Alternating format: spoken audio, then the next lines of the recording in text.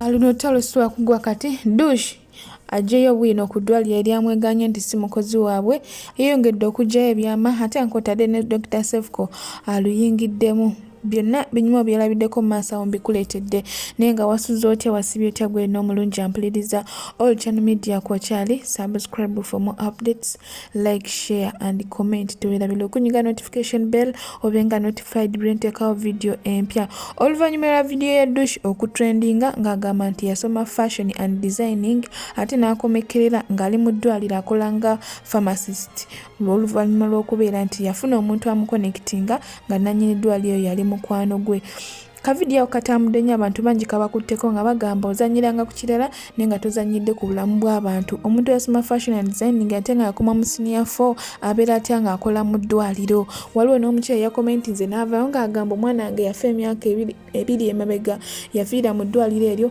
era eddwaliro ngenda kulisuuwinga ab'eddwaliro no bavuddeyo ne beegaana Dush nti si mukozi waabwe Dush avuddeyo n'aleeta obujulizi obulala mu uniforms ez'enjawulo ate nga ne Cephcol naye olutalo aluyinga tandise ne Hadija Kigozi ng'amulanga kubuuza Dush ebibuuzo eby'eddwaliro langa kumubuuza bibuuzo ebitakwatagana ebyenjawulo kankulageko ate tubeere nga tweyongerayo. Hadija Kigozi nkuyise emirundi emeka tiktokers gather leave whatever you're doing and gather guys, it is time for some lugambo. Kakati ono mukyala gwempise Hadija Kigozi mukwano gwange okumala ebbanga ambeereddewo mu bintu bingi naye nga woomanyi nti nno enswere kwagala ekugwa kubwa nomaniza Nailand nzize okumugambako nina enamba ye sigenze mu inbox ye nina essimu ye simukubidde njagala kumugambirako wano lwa nsonga naye waliwo ensonga ezimu ze yakoledde ku media ze njagala oklarifyinga. Kakati Hadija Kigozi ye CEO wa HK Media je mutera okulaba nga enzijako interview ne ba tiktokers abalala ne ba celebrities abalala okusinzira ku nsonga ezibeera zitrendinga. Hadija Kigozi yankubira essimu oluvannyuma lw'ebbanga linatandika okubeera nga trendinga gye baliko oluvannyuma lw'ebbanga linatandika nga okutrendinga paka nakati nga muwa interviews nga muwa bakazi bange nga muwa mikwano gyange ba content creators bange bembeera nabo nga bajjako interviews si mu bubi ate nga naye ambeererawo mu mbeera emu oba endala. Hadija Kigozi yagenze najjako Dush interview yagimujjako nze nali siriwo nina we nali ndaze ne mumulekera nga mwesize nga nkimanyi mukwano gwange nga nkimanyi Hadija Kigozi tasobola kubeera nga abuuza bintu bisobola kubeera nga bireetawo embeera yonna embi wabula okubeera nga abuuza ebintu biri very entertaining. Hadija Kigozi kinewunyisiza muganda wange okulaba nga wakola interview ku Dush ne bajjamu ka clip akali mu kutraininga sawa zino akeddwaliro mbu yayogera ku ddwaliro erimu lisaagala kwogerako ate novaawo n'ogenda ne ku ddwaliro n'obajjako interview ate nga gokennyini gwe yamubuuza ekibuuzo in a way that olinga yamuwanda ekigambo mu kamwa mulimu ebibuuzo ebimu bye nawulira nga biri very useless okitegeera bukyogamba wava mu bufumbo nga bakuwadde ennyanja kyogamba wava mu bufumbo nga kino banange let us practice professionalism. YouTubers, let us practice professionalism or else mugenda kusuula abantu mu buzibu mwe mubeere nga mukiryalinza amanya gammwe abalala nga mubalekedde obuzibu. Hadija oli mukwano gwange naye ekintu kye wakoze ekyokubeera nga Dush omubuuza ekibuuzo w'ekityo n'akuwa sayidi ye entuufu ate n'oddayo n'eri sayidi naye n'ojjayo olugamba ate n'oddeena naye n'oyagala okimeyo olugamba ate n'omulikodinga ate n'ozza eno obanga akola kye bayita okutabula oba okucankalanya abantu. That is wrong, that is unprofessional, that is very very quite absurd. Kati nze kyenkusaba kiri kimu Hadija Kigozi nkusaba ensonga zino zikwate mpola n'obwegendereza era ndi mukaka mu nsonga oli mukwano gwange era nkiddamu wali ombeereddewo kubanga gwomu ku bantu abasooka okunkubira nga ndwadde nonterako n'amata kijja kuba kyannaku okulaba nti nsobola okukuvuma olw'ensonga zino entonotono ate nga oli mukwano gwange naye nkusaba practice professionalism. Ebibuuzo ebimu birekenga ebibuuzo ebitagattako bireke. Dush oba omulese nga avudde mu bufumbo gy'abadde okolera obadde obuuza waaki gy'ava oba bintu ebimu bireka ate bibadde mu bibba ennyanya n'obutungu ebintu ebimuyisa ku ngulu Hadija Kigozi.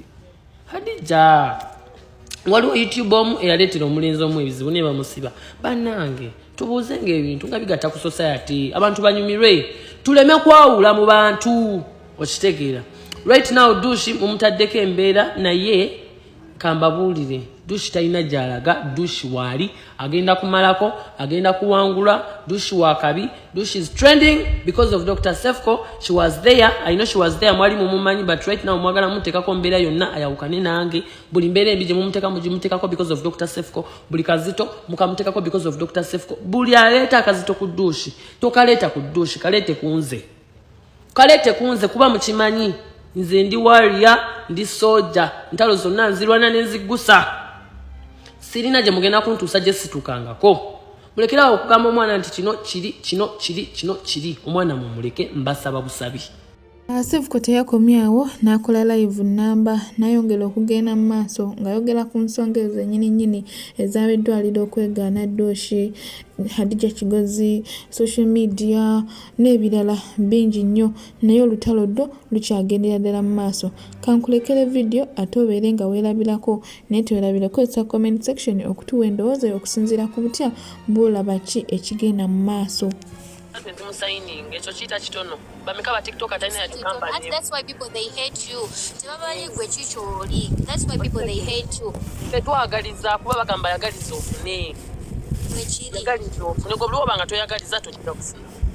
Abantu balema okulaba like a good side in someone bone bakuliriza ekintu ekibi ate nze kimanyi ku dokita tamala galumba muntu nga tamulombye, you understand? Ky'omuntu amala mulumba naye n'amulabisa naye kati babantu like bwalaba ng'ona muyiseeko nnyo ekintu oba kiki waliwo ka video kenva okulaba nga akawala kasamazi mbu simanyanga Dush yagenda mu ngoye simanyanga ne yeeraga biki imagine nakadaama naye ng'awa obujulizi obw'ekisiru yagenda mu ngoye yeeraga mbune yeraga ne bamubuuzako n'abazimu. You understand? Kati yamubuulizako ng'ali mu kiyumba. Dush talina mpisa ezo abo balimbi. Abantu abamu mwana bw'alaba ng'omuntu like alinnye level kati bawulira bali jealous naye whatever they do. Lwaki bulijjo tebavaayo ne bagamba mbu Dush yanzimudde, Dush yagambye akolera ku lino eddwaliro, Dush lwaki? Why is it now? Lwaki babalaba nga avuddeyo kati baasama. Anti kati bala Dr. Cephcol amufudde ekyamaanyi. Baweza odiyo mbu maama waali mu kukaaba ne baleeta odiyo ne balunya ku nsiba. Ffe ne tusigalawo ne baleeta ebintu mbu ate kati Cephcol kino ne tusigalawo kati baleese eby'eddwaliro bawulira. Tetulina kubeera. Ate nga nakyo kyonnyini omuntu talina kulimbo kitegeera. By the reason why I love Dush omuntu olina okuba free ng'oli open talina musango gwe yakola whatever the case n'abo bennyini ab'eddwaliro bakimanyi yayogera mazima okitegeera. Kati baagala tubawo obudde.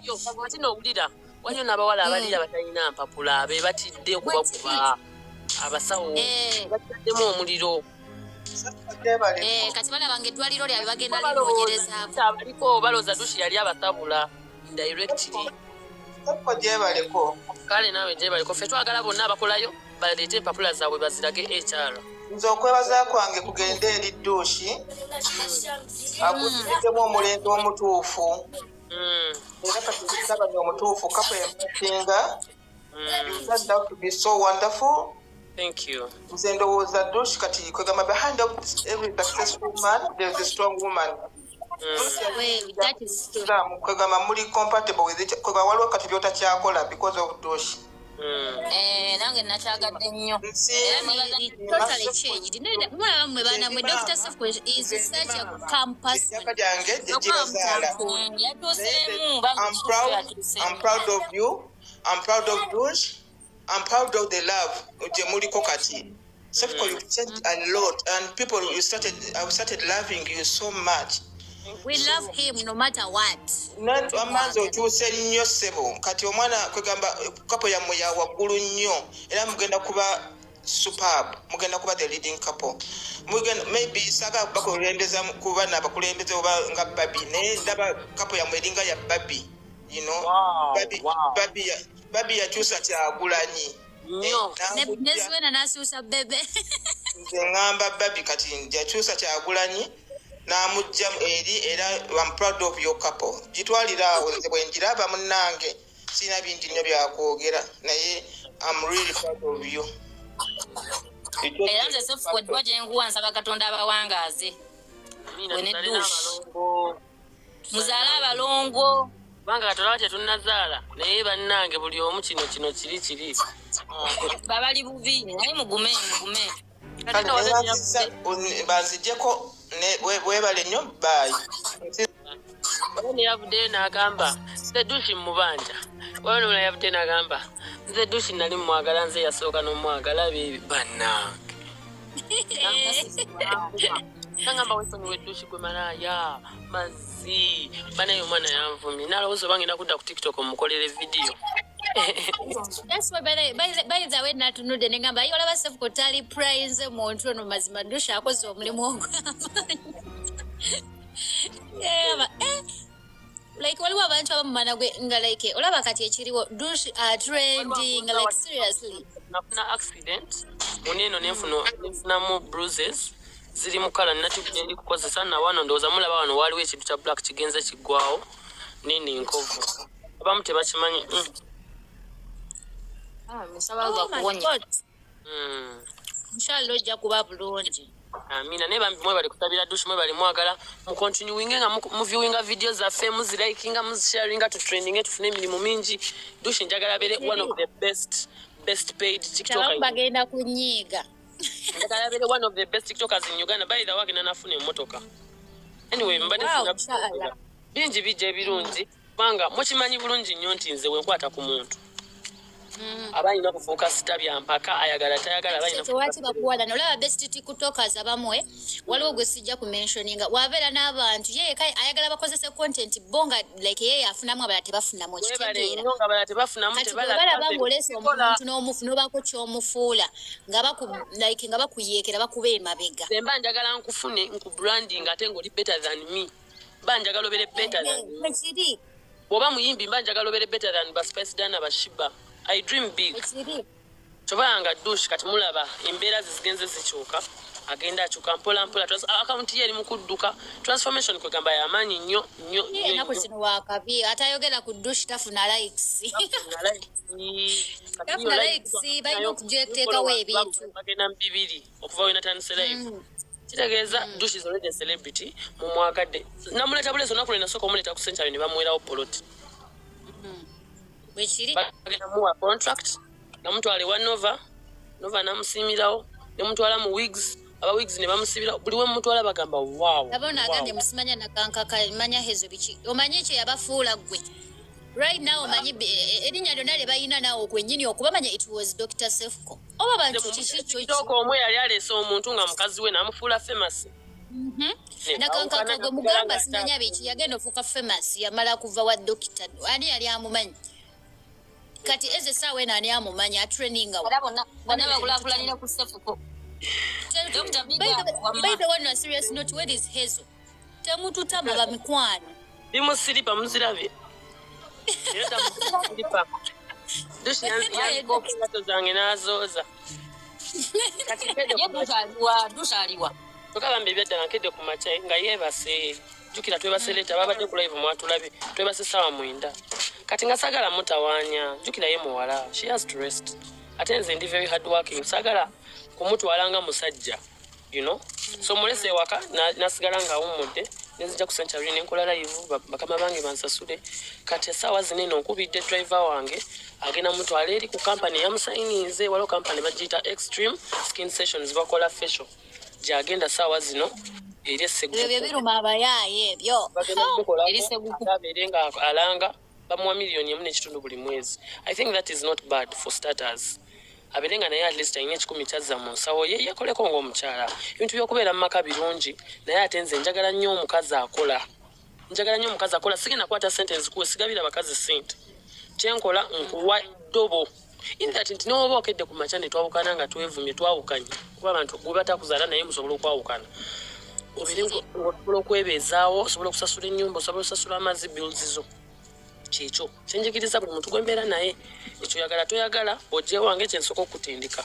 So kati right now era ngenda fuluma account naye agenda kuba giyitamu akoleremu live kuba yange account yange ya live bagibaninga ate gye nafuna eyokubiri essimu bagiba password naye sigimanyi naye bambi mumusupporting bwalanga mugendeeyo mumusupporting mumubeererewo kubanga mwana muwala nze kyenjagala njagala abeere wakabi whether wendi oba nedda munyambe muwandike namba y'essimu eno eya Century Properties abatunda ettaka ku mitwalo 5 0706 40 25 26 0706 40 25 bagambe mtwagala bright price banange byo mubiveeko omwana mumuleka asooka akole njagala tugende mu ebyo ebintu simanyanga kwanjula simanyanga wife material nga tulina kye tulagawo nga amaka gayimiridde buli omu alina emmotoka ye buli omu alina bizinesi ze kati gosooka olabe kati gye yavaayo nati gomesi bazipangisa ne bazizaayo dikoleeta bapangisa ne baddayo ebibbo bigiramu ebintu biribwa ne bigwawo kati imagine singa yafuna social capital ng'ono gwali mu kufuna buli mwezi agenda funanga ssente bwe ziti ye kennyini yeetuusako buli kyayagala nze neetuusako buli kyenjagala ne bakasawa zenjagala zokka zenjagala nina edduuka nina emmotoka so n'ekirala kyenkubiriza ba tiktokers abalala bambi mwagalize bannammwe kozi mu kwagaliza mwe muva okufuna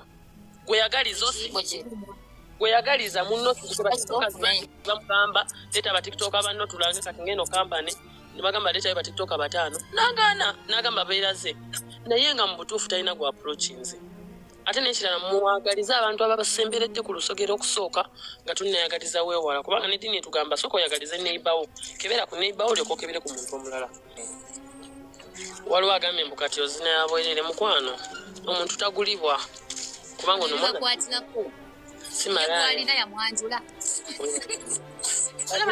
gwe onagerera ku bantu ebiddaku biba bitiibwa kugamba nti gundi yakyadde ate kwalinakisinga ababeera ne negative gundi batera nakubanga tuba twadiba tuba tuli awo nze nteesa nti singa ezo sente zebakozesa okukyala oli azikwata nti miliyoni 2 n'aziwa omuntu n'akolamu bizinesi kubanga eyo bizinesi egenda kusupportinga Dush ne family ye now and forever shigite bana ebibi ampeereza message kamba siibule atuse ku mulimu mbagala nnyo mbagalira ddala nsiibe bulungi bagala nnyo naye nsabira okubeera nga oli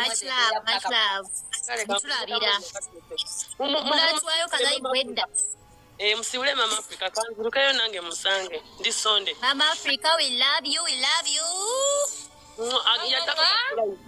Yadako kati live bandi mubeereko mumubuze kunete mumunyiza wetuli tumulenze tatujja munyiza naye mugambe naffe atwagale ng'abantu bannange bannange labono bali abayaya abajja nti bamukolako simaa biki abaveeko ayagale ffe abaveeko taddamu kuli praying abo banosi mukazi watu bayagala munyiza angambe agala kwogerako nange banange bamisinga asa mikwano embeera yeeyo Dush mumalirivu okuleeta obujulizi obulala bonna obulaga nti kituufu yali nurse oba yali pharmacist mu ddwaliro eryo era yali akolerayo nga avuluga bino bye bamweganye nti si mukozi waayo. Tutwale kya Dush tutwale ky'abaddwaliro. Nsaba okozesa comment section otuwe endowooza yo okusinziira ku butya bw'osanze video na butya bw'osanze ensonga zino. Ani mutuufu ani mukyamu ani waakunenya kuba zino ensonga zirabisa okuba nga zeeyongeddeyo ziri mu mikono gy'aba lawyers era essaawa yonna Dush bayinza omusuuwinga ensonga zino eno bw'ataasiizinga fire ate nga ne Dush naye mumalirivu ku buli nsonga egenda mu maaso lwa nsonga yeeyongera kuggyayo obujulizi obulala ate obusingawo. Ninongera okubaza buli abala video yange to the end ne mulaba obulango nga temubuskipinze mikwano nsiima nnyo nsimira ddala mwenna abalikinga abasharinga abasubscribinga mikwano ndi musiimu. Nyongera okujjukiza nti okyali ku all channel media. Subscribe for more updates, like, share and comment. Tewerabira okunyiga notification bell obenga notified bwe nteekawo video.